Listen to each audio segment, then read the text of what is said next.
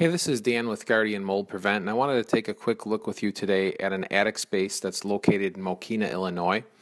And as you can see, if you look very closely at the plywood at the very bottom, the 4 to 6 foot of this roof line, there has been mold that has developed on the underside of the roof sheathing as a result of poor ventilation and poor insulation. Now, in this particular home, the homeowner has placed the house on the market. The buyers brought in a home inspector, and that home inspector obviously flagged the areas of concern.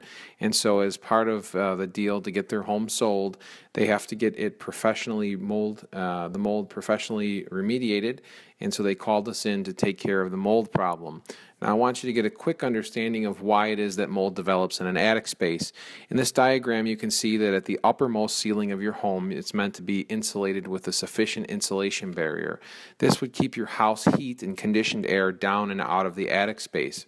The attic is meant to be conditioned by the outdoor environment, so there's vents that are cut into the lower portions or the overhangs of the roof, and also vents cut in the upper portion of the roof that allows for cold air, especially in the wintertime, to get up into the lower portion of the roof, forcing the warm air out and up through the vents that are cut in the upper portion of the roof.